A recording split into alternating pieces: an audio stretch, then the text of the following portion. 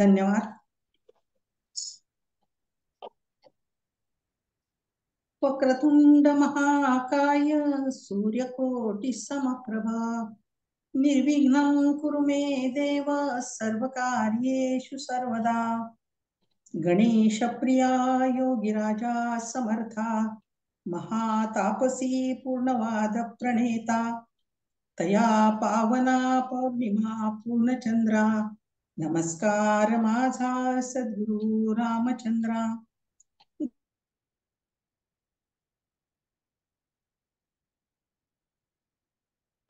गुरुर्विष्णू तस्मै श्री गुरवे नमः. बुद्धिदाता श्री गजानन परमपूजनीय विद्वद्रत्न डॉक्टर रामचंद्र महाराज पारनेरकर, परमपूजनीय वर्धिष्णू विष्णू महाराज पारनेरकर, गुरुदेव दत्तात्रय माझे इष्टदैवत भगवान महाविष्णू यांच्या चरणी सर्वप्रथम नतमस्तक होते. सकल संत विचारमंत व गीता प्रतिष्ठान यांच्या चरणीही सर्वांना नमस्कार करते. आदरणीय मुकुंदजी दातार आणि आदरणीय संध्याताई या उभयतांच्या कार्याप्रती नतमस्तक होते. सर्व श्रोतेगण यांना अभिवादन करते.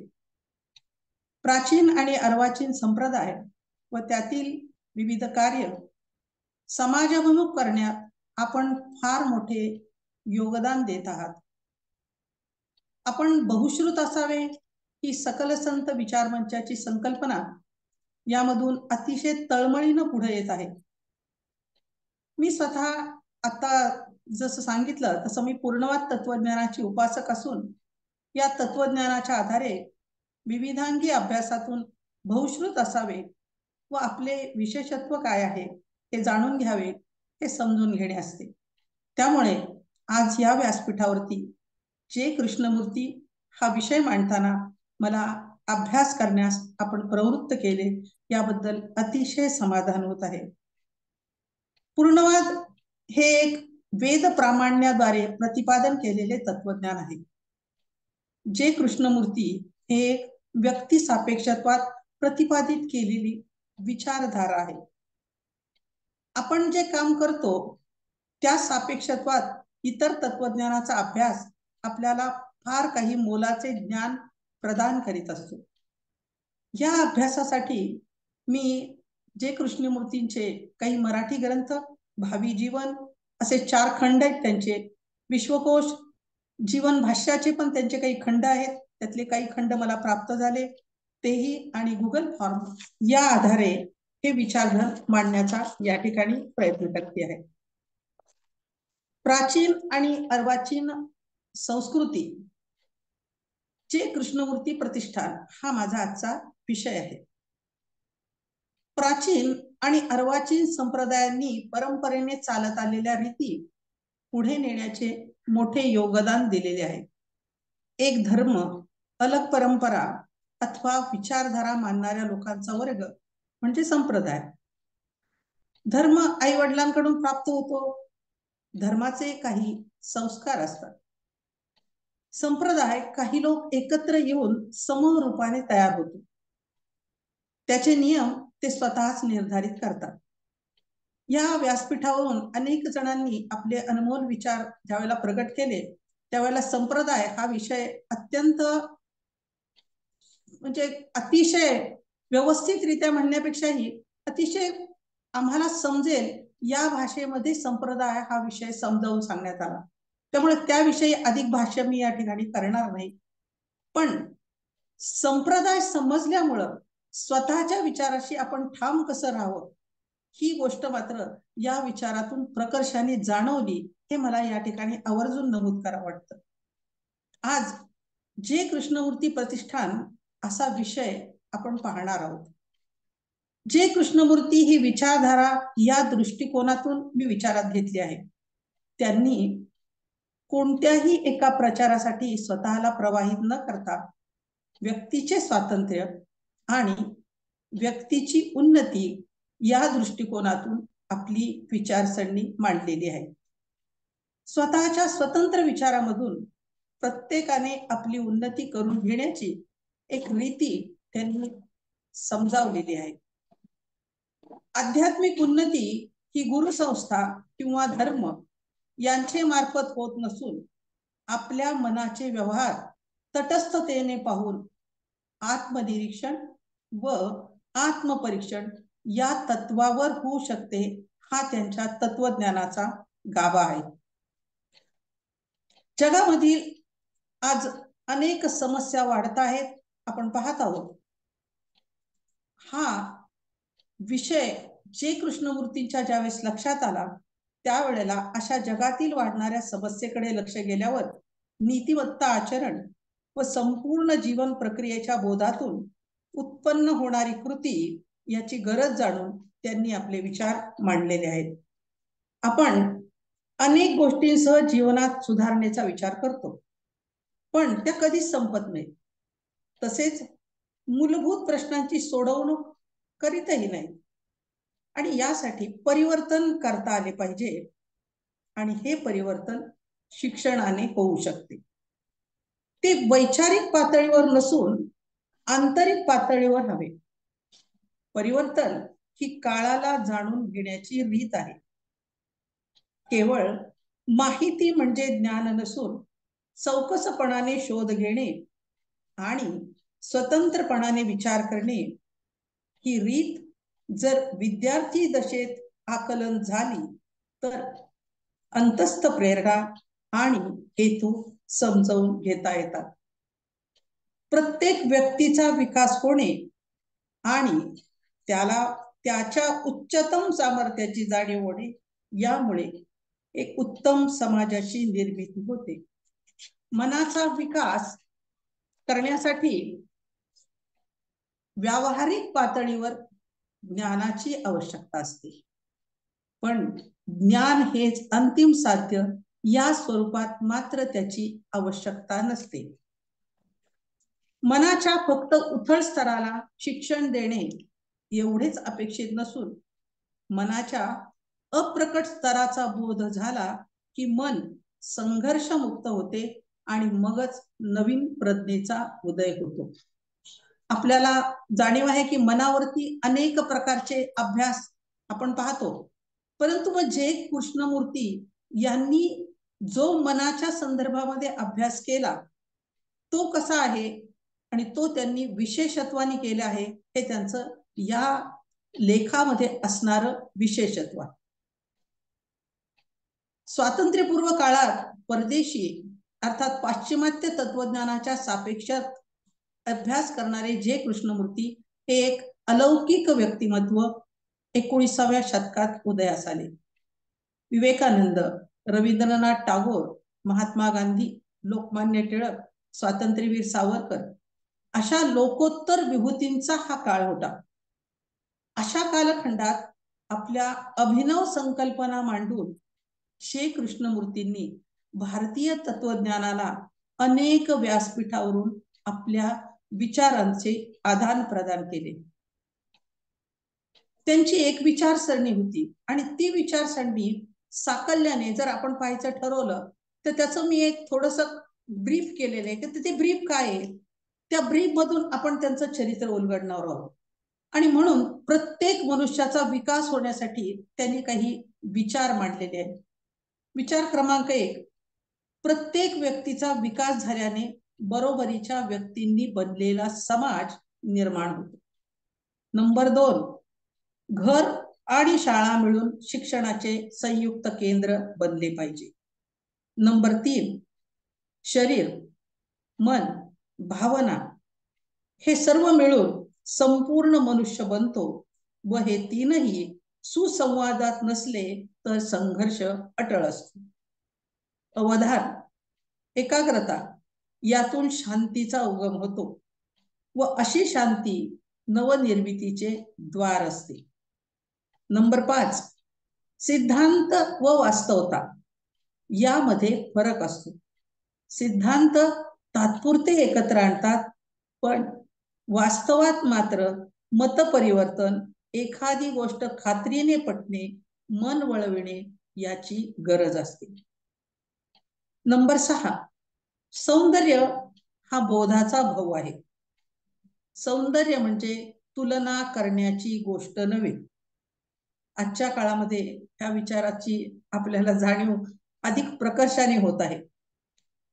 नंबर 7, संघर्ष जीवनामध्ये असणारच. कोणताही अनुभव चांगला वाईट आला तरी संघर्ष हा अटळ असणार. नंबर 8, अप्रकट मनातील अनेक शक्तींचा क्षमतेचा प्रत्ययाला व समज आली की संघर्ष उमगून प्रज्ञेचा उगम होतो. नंबर 9, निर्भयता म्हणजे जीवनातील प्रसंगांना तोंड देऊन प्रश्नांना सामोरे जाता येणे होय. नंबर 10, पदवीच्या चौकटीत न बसता मूळ सामर्थ्याची जाणीव असावी व सर्व विचारांच्या अवलोकनातून आपण जे कृष्णमूर्ती यांचे चरित्र अभ्यासणार आहोत, त्यांच्या कार्याचे अवलोकन करणार आहोत. जे कृष्णमूर्ती जिद्दू जिद्दू असे नाव आहे त्यांचं, जिद्दू हे त्यांचे कुलनाव व कृष्णा हे त्यांचे नाव. त्यांचा जन्म 11 मे 1895 मद्रास प्रांतातील, आत्ताचा आंध्र प्रदेशातील चित्तूर जिल्हा, मदनपल्ले हे छोटस गावाचं नाव आहे, या छोट्या नगरात तेलुगू कुटुंबामध्ये झाला. 8वा मुलगा झाला तर त्याला कृष्णाचं नाव द्यायचं. या प्रथेनुसार कृष्णमूर्ती नाव ठेवण्यात आले. भारताची एकात्मता इथे आपल्या लक्षात येते की संपूर्ण भारतामध्ये 8वा मुलगा म्हणजे कृष्ण हे समीकरण इतकं पक्क आहे आणि तेच या ठिकाणी कृष्णमूर्तींच्या बाबतीमध्ये सुद्धा आपण पाहत आहोत. त्यांची वडील जिद्दू नारायण नय्या हे ब्रिटिश प्रशासनामध्ये नोकरीला होते. आई संजीव अम्मा ते अवघे 10 वर्षाचे असतानाच तिचा मृत्यू झाला. या दाम्पत्याला एकूण 11 अपत्य झाली. त्यापैकी 5 जणांचा बालवयातच मृत्यू झाला. या दरम्यान हे सर्व कुटुंब कडाप्पा या ठिकाणी आले. या ठिकाणी वडिलांनी थिओसॉफिकल सोसायटीमध्ये नोकरी धरली. या थिओसॉफिकल सोसायटीमध्ये त्यांचा डॉक्टर ॲनी बेझंट यांच्याशी संबंध आला. डॉक्टर ॲनी बेझंट यांनी कृष्णमूर्ती आणि त्यांचा एक भाऊ ज्याचं नाव होतं नित्यानंद यांचा प्रथम पासूनच सांभाळ केला. डॉक्टर ॲनी बेझंट आणि C.W. लेडबिटर यांना त्यांची बुद्धिमत्ता पाहून लक्षात आले की कृष्णमूर्ती हे पुढील काळात आध्यात्मिक शिक्षक या रूपाने या विश्वाला मार्गदर्शन करू शकतील. त्यांनी खाजगीरित्या नामांकित शिक्षकाकरवी इंग्लंडमध्ये त्यांचे शिक्षण पूर्ण करून घेतले व त्या दृष्टीने 1911 मध्ये दी order of the star in the east, Marathi भाषांतर आहे त्याचं, दी order of the star in the east पूर्व तारक संघ या संस्थेची स्थापना करण्यात आली आणि संघाच्या प्रमुखपदी कृष्णमूर्तींच्या नावाची घोषणा करण्यात आली.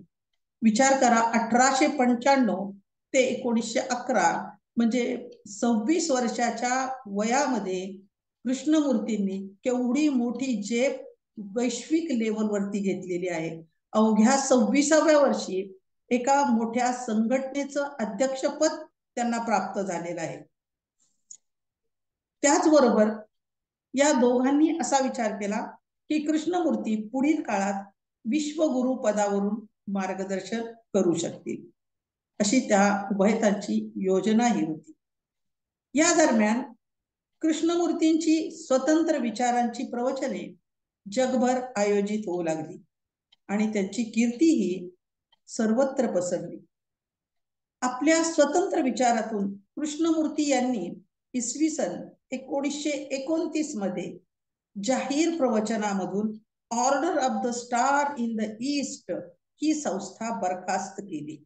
तसेच विश्वगुरु पदावरून कार्य करणे मान्य न करता थिओसॉफिसचे प्रमुख पदाचा राजीनामा दिला. म्हणजे यांच्या अनेक गोष्टी या स्वतः त्यांनी स्वतंत्र विचारामधून स्वतःची जीवन जगण्याची जीवन प्रणाली स्वतः निर्माणच केलेली आहे. कारण एवढी मोठी वैश्विक स्तरावरती आपल्याला प्राप्त झालेली संस्था आणि त्याचा राजीनामा देणे, त्याचबरोबर विश्वगुरु सारख्या पदावरून आपल्याला नेमलेलं आहे, परंतु त्याही पदावरून काम करण्यासाठी असमर्थता दाखवणे आणि त्या पदावरून आपला राजीनामा देणे ही साधी गोष्ट नाहीये. परंतु हे काम जे कृष्णमूर्तींनी ज्या काळामध्ये केलेले तो काळ आहे स्वातंत्र्य पूर्वीचा कालखंड. त्यांची विचारसरणी अशी होती की कारण प्रत्येकाने स्वतःची मुक्ती स्वतःच शोधायची असते. कोणतीही धर्मसंस्था किंवा कोणताही गुरु आपल्याला सत्याप्रत नेऊ शकत नाही. या विचाराने प्रेरित होऊन त्यांनी आपल्या स्वतंत्र विचारातून व्यक्तीमधील मूलभूत जाणीवा बदल होणे गरजेचे आहे हे प्रतिपादन केले. सत्य एक पथहीन भूमी आहे हा त्यांचा फार मोठा सिद्धांत आहे. आणि ज्या काळामध्ये भारतीय स्वातंत्र्यपूर्व कालखंडामध्ये अनेक विचारधारा पुढे येत होत्या, जहाल मवाळ वेगवेगळ्या प्रकारच्या, पण त्याच वेळेला आपली स्वतंत्र विचारधारा आणि ती विचारधारा आहे सत्य ही एक पथहीन भूमी आहे. मनुष्य कोणतेही संघटन, पंथ, सिद्धांत, पुजारी, गुरु या माध्यमामधून कोणतेही विशिष्ट तत्वज्ञान सत्यापर्यंत पोहोचवू शकत नाही. आणि या विचारामधून त्यांनी आपल्या कार्याची दिशा निश्चित केली. आपले विचार पौरात्य आणि पाश्चिमात्य तत्वज्ञानाची विज्ञानाधिष्ठित तसेच मानसशास्त्रीय पद्धतीने अभ्यासले. भारतीय तत्वज्ञानातील वेद, पुराणे, उपनिषदे यातील विषय अधिदैविक पातळीवरून न मांडता विज्ञान आणि मानसशास्त्र या दृष्टिकोनातून विचार करण्याची नवीन दृष्टी त्यांनी प्रदान केली. श्रद्धा हा विषय एखाद्या मतप्रणालीत अडकून पडणे आहे असे प्रतिपादन केले. श्रद्धा लोकांमध्ये भेदभाव निर्माण करतात, बंधने घालतात. श्रद्धेमुळे मनाचा स्वतःचा शोध घेणे, स्वावलंबित्व दूर सारले जाते, सत्यापासून माणूस दूर जातो. आपण या ठिकाणी त्यांच्या कुठल्याही विचारावरती भाष्य न करता त्यांचे विचार जसे आहेत त्या पद्धतीने आपण या ठिकाणी पाहणार आहोत. श्रद्धा व ईश्वर या संकल्पनेतून सत्य म्हणजे काय याचा बोध होण्यास अडथळा येतो. अंतरंगातील झगडा दूर जाऊन स्वची ओळख दूर होते. यामुळे ध्येयापर्यंत पोहोचण्यात अडथळे येतात. धर्म म्हणजे हे करावे ते करू नये अशा नियमात अडकणे आहे. सत्याचा शोध घेणे ही धर्माची पायरी आहे. ही त्यांची विचारांची मांडणी होती. त्या काळात त्यांनी हे विचार मांडले. त्याच काळात अनेक प्रकारच्या वैचारिक क्रांती घडून येत होत्या. नवीन प्रकारे विचार करण्याची गरजही भासत होती. कर्मकांडात अडकलेल्या समाजाला या विचारामुळे मनापलीकडे असणाऱ्या विचारांचा शोध घेण्याची एक रीत आकलन होत होती. त्यांनी कोणत्याही विशिष्ट तत्वज्ञानाचा किंवा धर्माचा पुरस्कार केला नाही. किंबहुना या गोष्टी माणसापासून विभक्त करतात, समस्या निर्माण करतात व यातून संघर्ष निर्माण होतो, हिंसा, स्पर्धा निर्माण होतात. त्यामुळे स्वतःची अंतर्गत सुरक्षा व आनंदाचा शोध घेण्याची गरज मानवी जीवनात त्यांनी प्रतिपादन केली. भारतीय मानसशास्त्र नवविचार प्रणाली प्रतिपादन करून एक मोठे दालन त्यांनी सर्वांसाठी खुले केले. मन एव मनुष्याणाम काचित आश्चर्य शोधला हे गीतेतील तत्वज्ञान आहे. पण मनाचा विकास करताना, मन केंद्रित करताना अवधान देण्यावर त्यांनी भर दिला पाहिजे असं प्रतिपादन केलं. मन केंद्रित करणे आणि अवधान देणे हे वेगळे, अवधान हे समजून घ्यावे लागते, हे त्यांचं वेगळा विचारसरणीचा एक भाग आहे. परंपरा, देश, काल, धर्म यापासून मुक्त होऊन जगता येणे ही स्वतंत्र विचार करणारी परिवर्तनशील अशी भूमिका होती. ध्येय मात्र तेच होते. कोणते? दुनियेला शांती, संतुष्टी आणि पूर्णता देणे. मानवतावादी व मानवी कल्याणाचा विचार यावर त्यांनी अधिक कार्य केले. त्यांनी मांडलेल्या काही विषयातून आपण त्यांचे विचार जाणून घेणार आहोत. पहिला विचार आहे त्यांचा भय आणि आनंद. भय ह्या विषयावरती त्यांनी अत्यंत लेखन म्हणजे प्रश्नोत्तराच्या माध्यमामधून केलेले. समाजात ज्या वेळेला ते जात होते त्यावेळेला समाजामध्ये त्यांनी कुठल्याही प्रकारची भाषणं देण्यापेक्षा प्रश्नोत्तराच्या माध्यमामधून समाजाशी आपली नाळ जोडलेली होती आणि अशी त्यांची जवळजवळ 60 पुस्तकं प्रकाशित झालेली.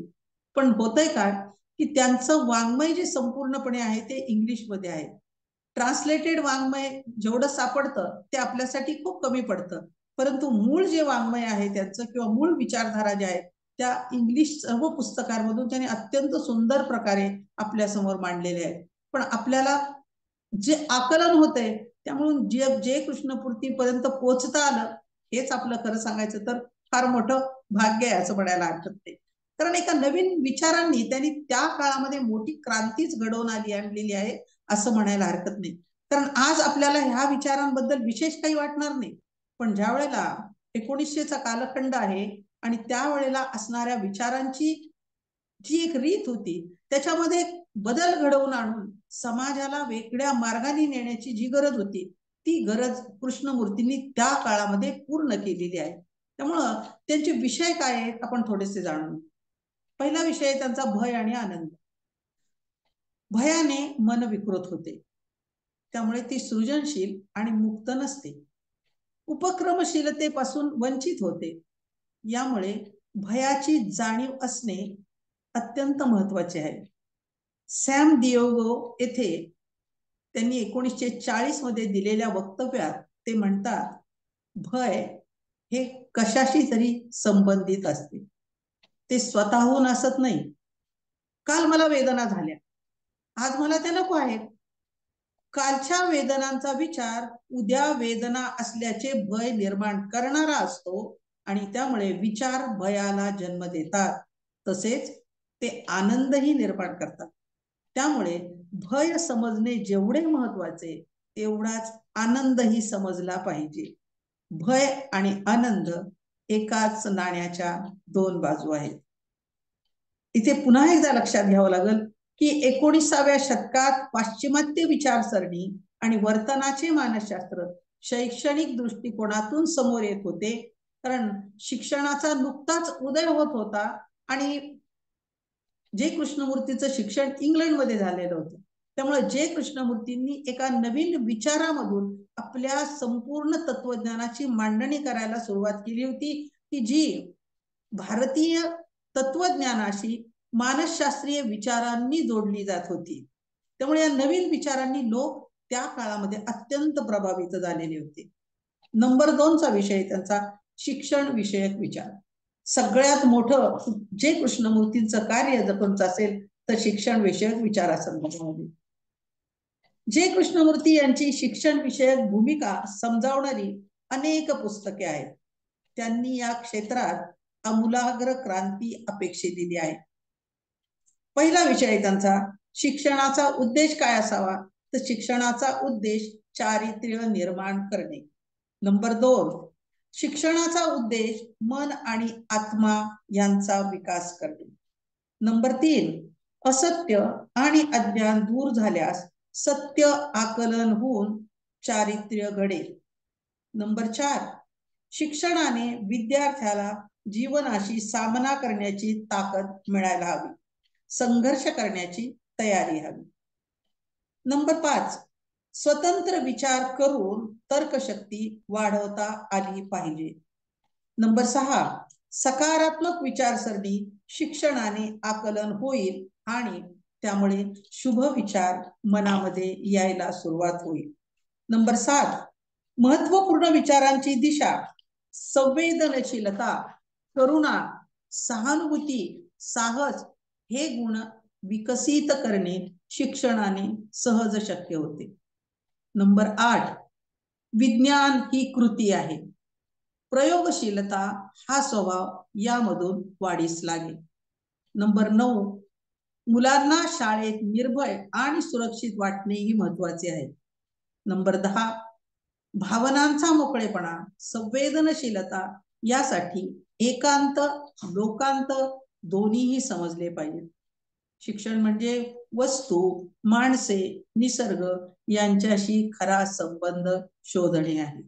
नंबर 11, शिक्षण म्हणजे ज्ञान, सदाचार, योग्य आचरण, विद्याप्राप्ती, पण हे त्यांच्यावर कोणतेही आदर्श थोपवणे असे नसून त्याला स्वतंत्र विचाराने प्रकट करणे आहे. थोडक्यात काय तर सामाजिक विकास, आध्यात्मिक मूल्यांचा विकास, सांस्कृतिक विकास, मानसिक विकास, शारीरिक विकास, चारित्र्य निर्माण, वैज्ञानिक बुद्धी निर्माण अशा प्रत्येक स्तरावरील विकास अपेक्षित असून तो स्वतंत्र विचारातून करता यायला हवा. 3 स्तरावर हे शिक्षण विभाजित केले आहे. त्यांच्या मताप्रमाणे त्यांनी 3 स्तर शिक्षणाच्या अपेक्षिलेले आहेत. पहिला स्तर आहे शाळा कॉलेजमधील शिक्षण, जिथे शिक्षक व पुस्तके प्राप्त होतात. नंबर 2 चा स्तर आहे अनुभव आणि जीवन शिक्षण, यामध्ये चुकातून शिकता येते, ट्रायल अँड एरर. नंबर 3 संवादातून शिक्षण, म्हणजे प्रश्नोत्तरे माध्यमामधून त्यांनी ही शैली स्वतःच प्रभावीपणाने प्रकट केलेली आहे. म्हणजे इतरांनी सांगण्यापेक्षा ती आपणच स्वतःच्या कृतिशीलतेमधून त्यांनी त्या शिक्षणाची सुरुवात केलेली आहे. जीन पियाजे याने 1920च्या दशकात बालविकास व शिक्षण या क्षेत्रात मनोवैज्ञानिक भूमिकेतून अभ्यास केला होता. यानंतर 20व्या शतकात, म्हणजे 19व्या शतकात जरी सुरुवात झाली असेल तरी 20व्या शतकात जे कृष्णमूर्ती यांनी केलेले काम अत्यंत महत्वाचे आहे. याच काळात स्वामी विवेकानंदांनी शिक्षण हे चारित्र्यासाठी, मन, बुद्धी, विकास व मानवाला स्वावलंबी बनवण्यासाठी आहे हा विचार मांडला होता. आध्यात्मिक प्रगती आणि अंतर्निहित पूर्णत्वाची अभिव्यक्ती असं मानलेलं आहे. आणि याच वेळेला जे कृष्णमूर्ती सांगतात शिक्षण हे आर्थिक विकास एवढ्यासाठी मर्यादित नसून मानवी विकास ही संकल्पना शिक्षणामध्ये अभिप्रेत आहे. त्यांनी जगभर शाळा काढल्या. जगभर शब्द मी मुद्दाम वापरते, त्यांनी जगभर शाळा काढल्या आणि त्याचा उद्देश असा होता वैश्विक दृष्टी. पहिला विषय आहे जगभर शाळा काढण्याचा की वैश्विक दृष्टी. नंबर 2 मानव पर्यावरणाचा विचार. नंबर 3 शास्त्रीय दृष्टींना समावेश असणारी धार्मिक चेतना. आजही त्यांनी चालू केलेल्या अनेक शाळा अस्तित्वात आहेत. डॉक्टर सौ उषा गडकरी शिक्षण समीक्षा प्रकाशन यांनी त्यांच्याबद्दल व्यक्त केलेले विचार अतिशय अभ्यासपूर्ण आहेत. त्यांच्यावरती अनेक जणांनी लेखन केलेलं आहे, पण मला विशेषतः उषा गडकरींचा हा जो विचार आहे तो या ठिकाणी आवडला. त्या म्हणतात सृजनशील, मुक्त, निर्भय, समृद्ध, प्रगल्भ, जबाबदार अशा व्यक्तित्वाच्या निर्मितीसाठी सुयोग्य शिक्षण ही काळाची गरज जाणून शिक्षणाबद्दलची आपली मते जे कृष्णमूर्ती विद्यार्थी शिक्षक या संवादातून मांडित असत. ऋषी व्हॅली आंध्र प्रदेश आणि राजघाट वाराणसी येथे कृष्णमूर्ती फाउंडेशनच्या शाळा आहेत. त्यांना कृष्णमूर्ती त्या काळामध्ये भेट देत असत. लेखिका तिथे शिबिराला प्रत्यक्ष उपस्थित होत्या आणि हे वैशिष्ट्य आहे की त्यांनी त्या ठिकाणी प्रत्यक्ष उपस्थित राहून त्या शाळांचं निरीक्षण केलेले, जे कृष्णमूर्तींशी संवाद साधलेला आहे, तिथल्या विद्यार्थ्यांशी संवाद साधलेला आहे आणि म्हणून त्यांनी आपले जे विचार मांडले त्या संवादाचं सार होतं सामान्यपणे सभोवतालच्या परिस्थितीविषयीचे कुतूहल कसे जोपासावे हा विषय. नंबर 2, सामान्यातून असामान्यत्वाकडे कसे जावे. नंबर 3, धार्मिक मन आणि सामान्य मन यामध्ये फरक काय. नंबर 4, स्वातंत्र्य आणि शिस्त म्हणजे काय. नंबर 5, सर्व प्रकारच्या भयापासून मुक्ती कशी मिळवावी. म्हणजे ह्या विचारांनी त्या शाळा चालत होत्या. आणि लेखिका म्हणतात, अशा शिक्षणाने बाहेर पडणारा व्यक्ती द्वेषी, मत्सरी, स्पर्धाळू, फाजील महत्वाकांक्षी, स्वार्थी असा न राहता त्याने दुसऱ्याचे दुःख जाणावे आणि यातून नवा मानव, नवी संस्कृती जे कृष्णमूर्तींना अपेक्षित होती. म्हणजे स्वतंत्र विचारामधून आणि स्वतंत्र विषयामधून आपल्याला काय मांडायचं आहे हे लेखिकेने या ठिकाणी स्पष्टपणे आपल्याला उद्धृत केलेलं आहे. पुढचे विचार आहेत त्यांचे शांती विषयक विचार. युद्धाची तयारी आणि शांतीचा विषय या दोन्ही चर्चा एकाच वेळी अपेक्षित नाही. आज जे चाललेले ना ते त्या काळामध्ये त्यांनी मांडलेला विषय आहे की युद्धाची तयारी आणि शांतीचा विषय या दोन्ही चर्चा एकाच वेळी अपेक्षित नाही. आपल्या मनात असणारे प्रेम आणि त्याचे प्रतिक्षण घडणारे निरीक्षण हे आपल्याला समजू लागते आणि यामधून प्रकट होणारे सत्य यातून शांती समजून घेता येते. आंतरिक क्रांतीशिवाय आर्थिक क्रांती होणार नाही. कारण भूक आणि आर्थिक परिस्थिती यामध्ये असणारी कुव्यवस्था हे लोभ, ईर्ष्या, दुर्भावना, संग्रहवृत्ती निर्माण करतात. दुसरे कोणी आपल्यासाठी शांती आणणार नाही. कोणी नेता, फौज, राष्ट्र हे आपल्याला शांती देणार नाही. कारण शांती हे आंतरिक परिवर्तन आहे. स्वतःला समजून घेऊन शांती प्रस्थापित होते. आज संपूर्ण विश्व, वैश्विक परिस्थिती युद्ध सदृश असताना फक्त मानव सहिष्णुता, सद्भाव हे सर्व धर्मांनी जाणून घेऊन शांती मंत्र शिक्षण क्षेत्रात समाहित करून संस्कृती आणि भावना या माध्यमामधून विचारात घेता येतील. त्याचबरोबर जसं सत्य ही पथहीन भूमी आहे आपण म्हणलं तसं त्यांचे सत्य विषयक विचार, सत्याविषयी त्यांनी खूप अभ्यास केलेला आहे आणि सत्य विषयक त्यांच्या विचारांना एक वेगळं अशा प्रकारचं त्या ठिकाणी एक ठोस महत्व आहे असं म्हणायला हरकत नाही. म्हणून सत्य विषयक त्यांचे विचार.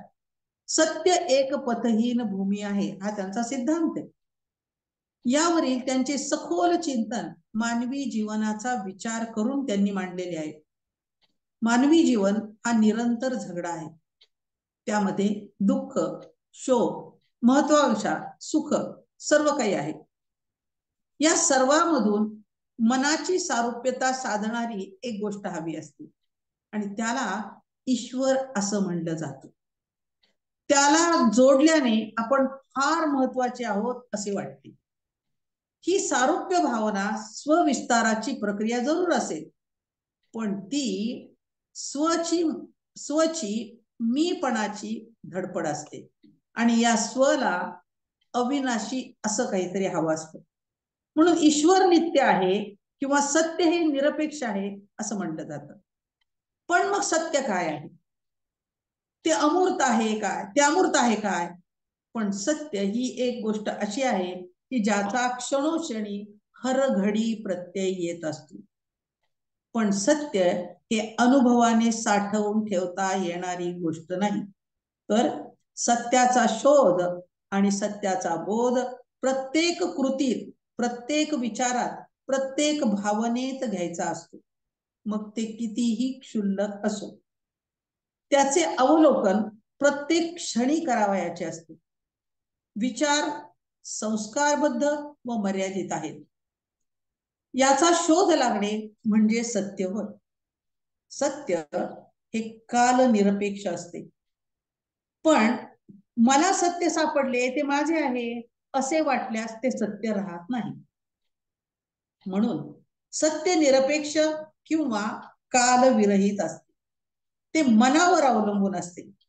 ज्या मनाला त्याच्या बाहेर अंतरंगात जे जे घडते त्याचे भान असते व जे मन त्यातील सत्य पाहते अशा मनाला नामातीत नित्य अनित्य या पलीकडे काही आहे त्याचा बोध होऊ शकतो. सत्य हे व्यक्तिगत पातळीवर शोधून काढता आले पाहिजे. जेवढे स्वतःचे ज्ञान स्वतःला अधिक होईल तेवढे सत्य अधिक स्पष्ट होऊन सत्य मुक्त होण्यास मदत होईल. सत्यासंबंधी आतापर्यंत मांडलेल्या विचारापासून ही विचार करण्याची एक वेगळी विचार प्रणाली होती. म्हणजे सत्य हे सापेक्ष असते, सत्यापर्यंत पोहोचण्यासाठी राजमार्ग नाही. सत्य आत लपलेले असते. ईश्वर हा असीम कालातीत आहे, त्याला मंदिरात बंद करता येणार नाही. ईश्वर मंदिरात बंद असेल तर तो आमचेसाठी मिथ्या विश्वास रूढी या विषयीचं भय आहे. तो प्रतिमा रूपाने वर्णित केला जातो. यापेक्षा अधिक काही महान, व्यापक आणि अक्षय आहे आणि यासाठी शिक्षण महत्वाचे आहे. म्हणजे श्रद्धेपेक्षा त्याचा उपयोग अभ्यासपूर्ण रीतीने मानव बनवण्यासाठी करावा लागेल. केवळ सत्य हे फक्त अनुभवाचेच बोल आहेत. पक्ष्यांचा कलकलाट, जर पक्ष्यांचा कलकलाट आपण ऐकू शकू, आकाश पाहू शकू, वृक्ष, पर्वत, नदी यांचे अनुपम सौंदर्य अवलोकन करू शकू, तरच आपल्याला शिक्षणाचा अर्थ आकलन होऊ शकेल. जीवनाचे प्रेम आणि प्रज्ञा जागृत करणारे प्रेम निर्माण व्हावे. दर्शन व्यक्तीला त्याच्या वास्तविक स्वरूपाचा बोध करून देते की मी आहे. बाह्य आणि आंतरिक प्रत्येक स्पंदनाचा बोध होणे हे वास्तविक दर्शन आहे. जे कृष्णमूर्ती मूल दर्शन म्हणजे काय तेही सांगतात. मुक्त मनासाठी पूर्ण जागरूकता हवी. मनुष्य नेहमी आपल्या अतीत अनुभवातून शिकतो हे महत्वपूर्ण आहे. तो आत पाहिल तर स्वतःला आंतरिक दुःखापासून मुक्त करेल. कृष्णमूर्तींवर प्रकृतीचा अनेक प्रकारे प्रभाव होता. त्यांचे मते प्राकृतिक सौंदर्यावर प्रेम करा, ते नष्ट होऊ देऊ नका. कारण शिक्षण म्हणजे फक्त पुस्तकी शिक्षण नसून, पाठांतर नसून, भोकमपट्टी नसून निसर्गाशी रममाण होणे आहे.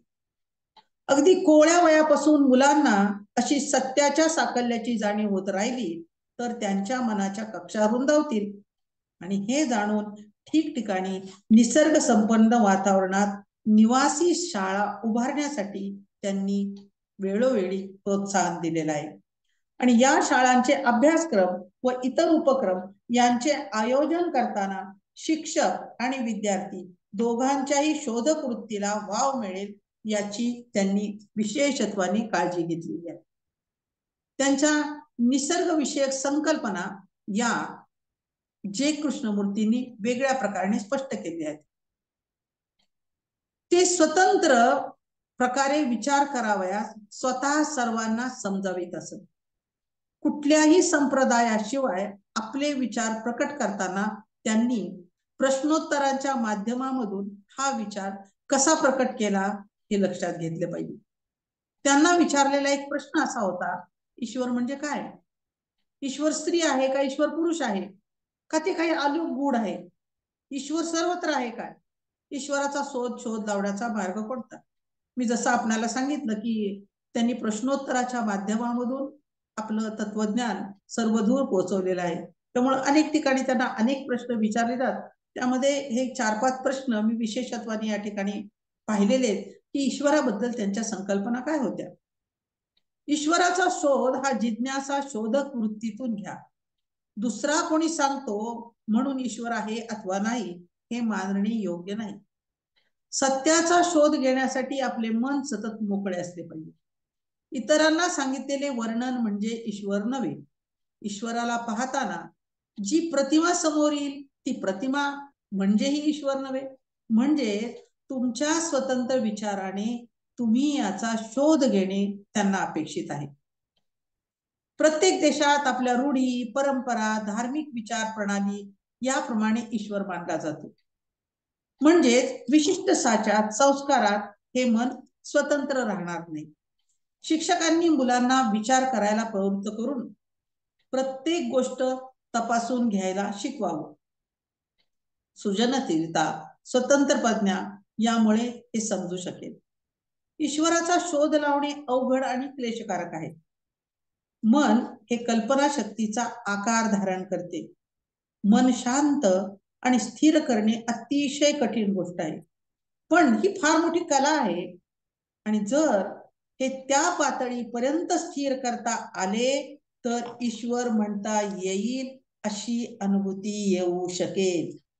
मग ईश्वर स्वतंत्र आहे का? ईश्वर सर्वत्र आहे का? ईश्वर सर्वत्र आहे का हे शोधण्याची जिज्ञासा निर्माण होण्यास हा प्रश्न जन्माला आला. त्यामुळे या प्रश्नाचे उत्तर जसजशी सृष्टीबद्दलची आकलन शक्ती वाढेल तसतसे मिळेल. मन शांत स्थिर असेल तर या प्रश्नांची उत्तरे स्वतः शोधता येतील.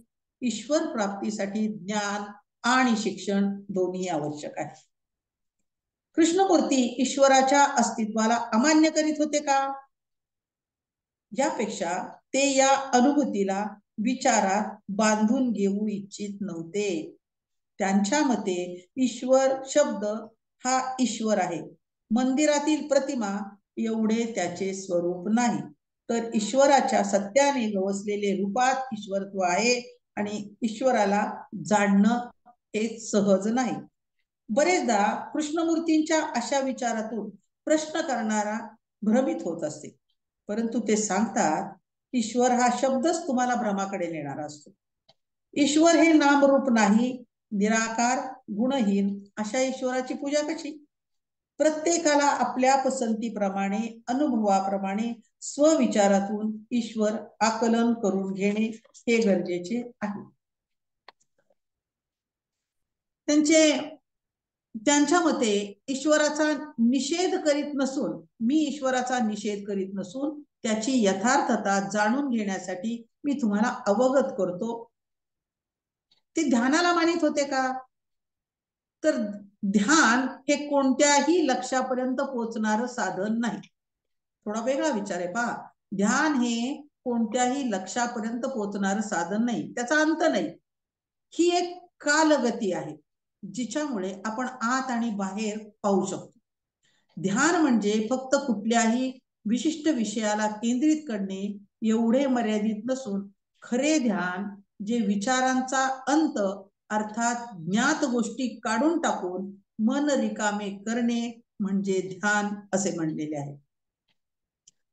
जसं शिक्षण विषयक त्यांनी काही विचार मांडले तसं प्रज्ञा म्हणजे काय असा एकाने त्यांना प्रश्न विचारला होता आणि त्याचंही उत्तर अतिशय सुंदर दिलेले. त्यांनी प्रज्ञा म्हणजे काय?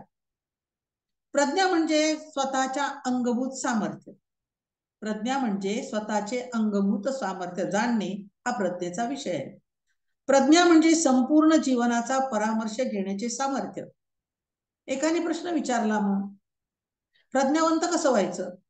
आणि उत्तर दिलेले, आपल्याला एखाद्या ठिकाणी जायचं असेल तर ठाऊक असतं, पण तुम्ही रस्ता विचारित विचारित जाता. तसेच प्रज्ञा म्हणजे काय माहित आहे, पण तुम्हाला अशी पद्धत हवी आहे ज्यामुळे तुम्ही प्रज्ञावंत व्हाल. म्हणजे कोणत्याही पद्धतीच्या उपयुक्ततेबद्दल तपासणी करणे म्हणजे प्रज्ञा आहे. प्रश्न विचारणे, चौकशी करणे त्याला प्रतिबंध करते. सत्य शोधनात अडथळा आणते. म्हणजे भय नसेल तर प्रज्ञावंत व्हाल, म्हणून निर्भय व्हा. प्रज्ञा ही स्वयमेव असते. प्रत्येक अनुभव भयमुक्त होऊन घेताना प्रज्ञावंत होण्याला बळकटी आणणारा असतो. म्हणजेच अहम पासून स्व पासून मुक्ती असते, तेव्हाच प्रज्ञा जागृत होते. प्रज्ञा ही सृजनशील असते आणि सृजनशीलता प्रज्ञेचा स्रोत असतो. कृष्णमूर्तींनी ज्योतिष विषयाचा सुद्धा अभ्यास केला होता आणि ज्योतिष विषयक काही पद्धती निर्माण केल्या. त्याला केपी ज्योतिष पद्धती असं म्हणलं गेलेले. पारंपरिक ज्योतिष पद्धतीमध्ये सहजता आणून त्यांनी ही विकसित केली. वैदिक ज्योतिष सिद्धांताची एक उपप्रणाली या आधाराने जोडली गेलेली आहे. केपी ज्योतिष ग्रह, तारे, उपग्रह, नक्षत्र यावर आधारित आहे. केपी अयनांश उपस्वामी सिद्धांत या नावाने हे सर्व ओळखले जातात. शिस्त विषयक त्यांनी काही नवीन विचार मांडलेले. चांगल्या मनाचा विकास करण्यात प्रोत्साहन देण्याची आवश्यकता आहे. जे चांगले मन जीवनातील विविध समस्यांना पूर्णपणे तोंड देण्यास समर्थ असले पाहिजे. विद्यार्थ्यांच्या हरघडीच्या आचार विचारातून डोकावणाऱ्या अंतस्थ प्रेरणा आणि हेतू समजून घेण्यासाठी त्यांना स्वतंत्र विचाराला प्रवृत्त करणे असते. शिस्तीत जखडलेले मन कधीच मुक्त नसते. शिस्तीत जखडलेले मन कधीच मुक्त नसेल. तसेच ज्या मनाने इच्छा दडपून टाकलेली असते तेही मन कधी मुक्त असू शकत नाही. तर इच्छेची स्पर्श प्रक्रिया समजून घेण्यातच मन मुक्त होऊ शकते. शिस्त ही मनाला एखाद्या विशिष्ट विचारसरणीच्या किंवा समजुतीच्या चौकटीत कार्य करण्याची मर्यादा घालते. असे मन प्रज्ञावंत कसं होईल? समाजाला व्यक्ती ही विशिष्ट चाकोरीत व्यवहार करण्यास पात्र असायला हवी असते आणि शिस्तीमुळे तेवढीच पात्रता येते. अंगभूत सामर्थ्य असलेली प्रज्ञा जागृत होत नाही. शिस्त आणि आज्ञाधारकता यातील हा वेगळा विचार आहे.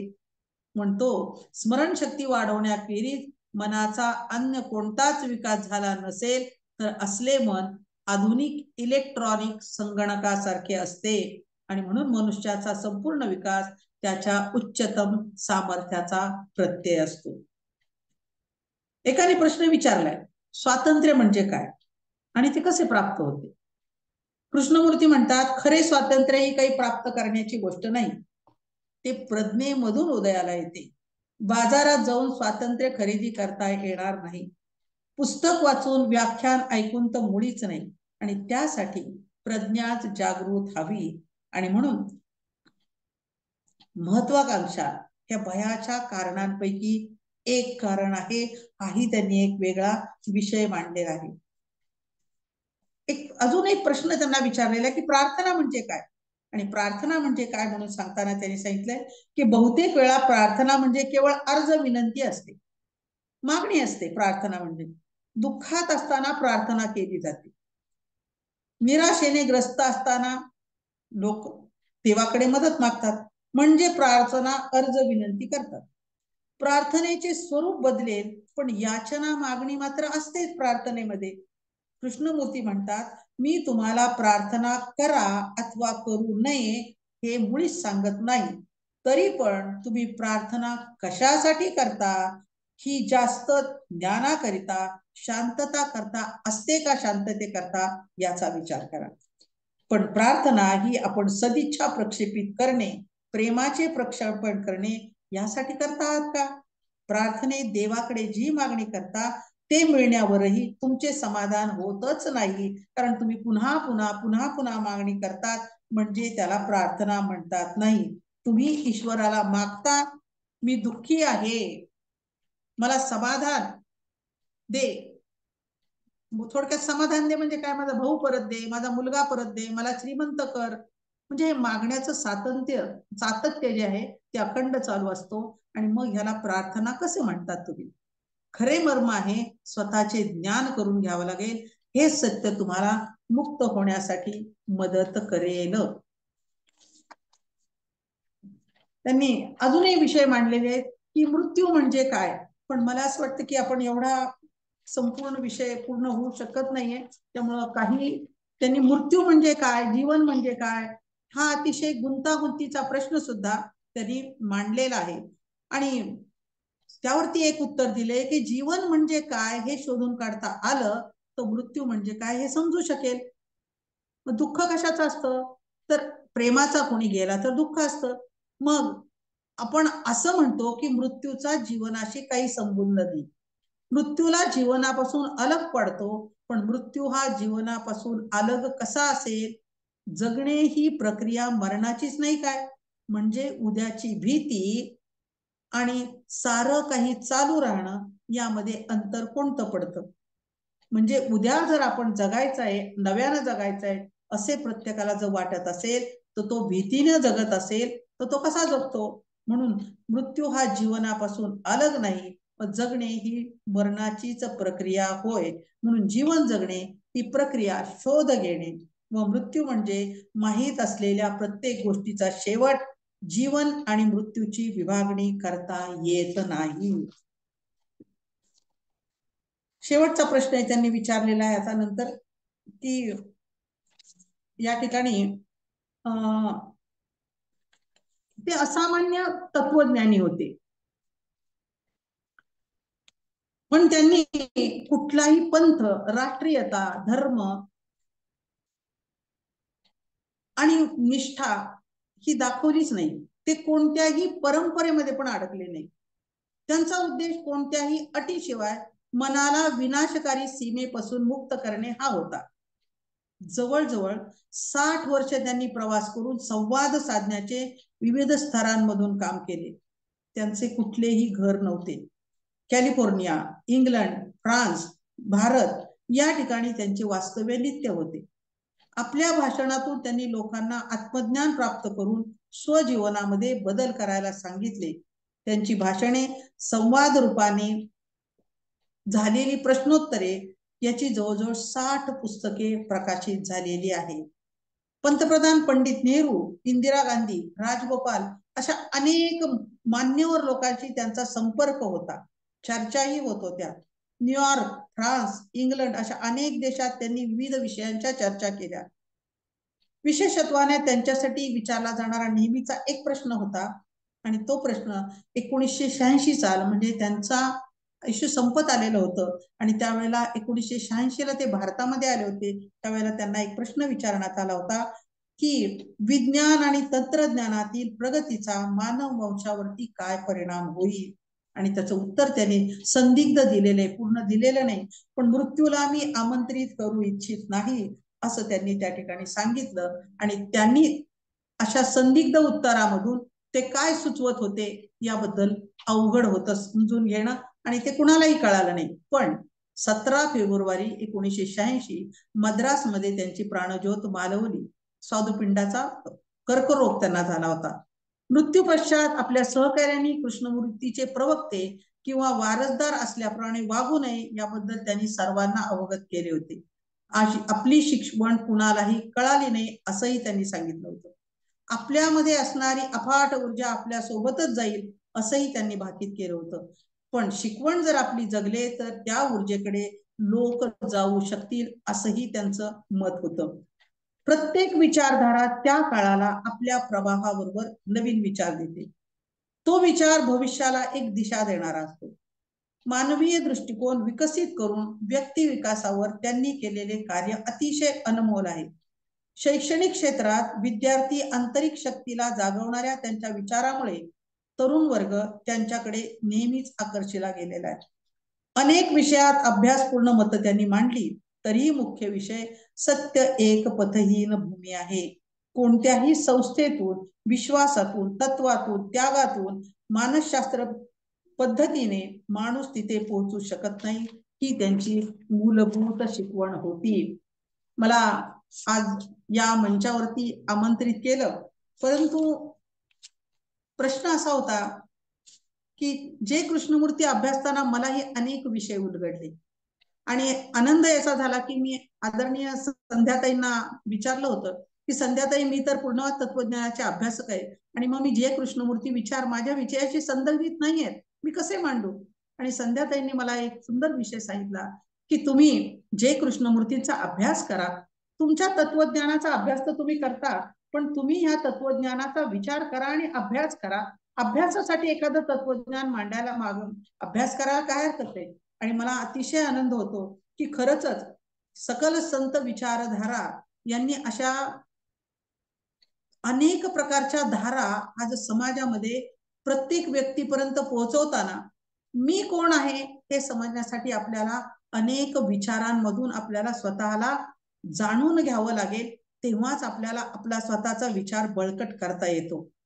मला जे कृष्णमूर्तींचा अभ्यास करताना माझ्या पूर्णवाद प्रवाहामध्ये सुद्धा अनेक प्रकारचे सुंदर प्रकारची उत्तरही मिळाली आणि माझ्या तत्वज्ञानावरचा विषय अधिक प्रमाणामध्ये बळकट होऊ शकला.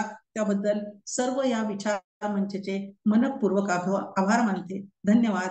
आणि या व्यासपीठावरती मला आमंत्रित केल्याबद्दल आदरणीय दातार सर, आदरणीय संध्याताई यांचे मनपूर्वक धन्यवाद.